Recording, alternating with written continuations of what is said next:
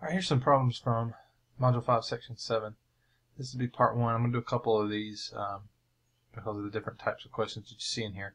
But basically, at the very beginning, Part 1, you are graphing these lines.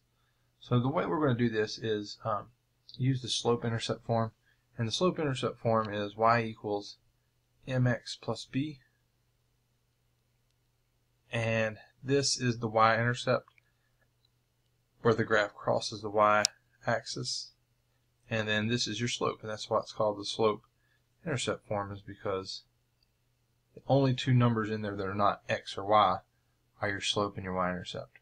So in this problem, y equals 7x plus 4, our slope is 7, and our y-intercept is -4. And the way we do this is we plot this point first on the y-axis, and then we use the slope to find the second point. You only need 2 points to make a line. So anytime we have a whole number, we're going to write it as that whole number over 1, and then the top number is how we move up or down. All right. If it were a negative number, we move down. So in this case, it's positive, so that's up 7 and right 1, and that'll get us to the next point. So when we graph this, I'm going to blow it up so you can see it a little bit better. I'm going to plot -4 first on the y-axis, so there's -4 on the y-axis, and then I'm going to rise 7, so up 1, 2, 3, 4, 5, 6, 7, and then right 1. So there's my second point. Once you've got the 2 points plotted, that's your line. Click Save, check your answer. Okay, and then here is another example. So this time my slope is -6/7 and my y-intercept is 5. So again, I'm going to plot this first on the y-axis. This time it's a negative slope, and notice that it's negative out in front when it's written in the equation, but I always attribute the sign to the top. That way it lets me know if I need to go down or up. This time I'm going to go down 6 and then right 7. Okay, so if you associate the sign with the top, you just always move to the right, and the sign will let you know if you move up or down. So once again, I'm going to plot 5 first on the y-axis. Use the line tool. 5 first on the y-axis. Down 6. So down 6 and then right 7. 2, 3, 4, 5, 6, 7. And there's my second point. Alright, save it. Check your answer. Alright, now let's move ahead a couple. Alright, now this next problem,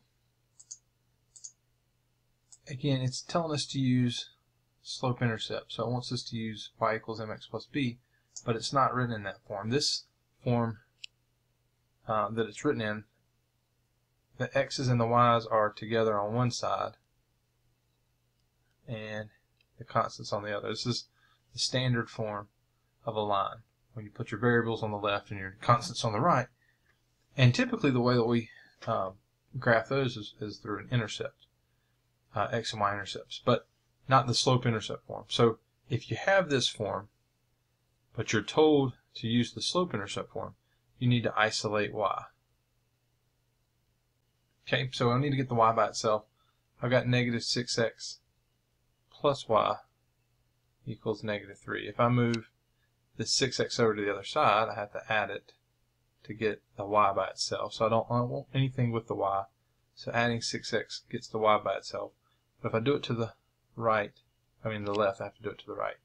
So I end up with y equals 6x minus 3. And then we do the same thing as we have been. We treat that slope as 6 over 1. We plot the -3 first. So there's -3. Rise 6. 1, 2, 3, 4, 5, 6. And then run 1. And there's our second point. There's our answer. Okay, now, if I would have done this problem by plotting the intercepts, I would have had like a 1/2 right there for the x-intercept.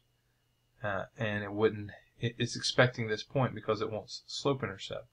It would be expecting this point and not that point. So it wouldn't have counted it correct, even though it would be the exact same line. So just be careful to use the form that they're asking you to use to graph these.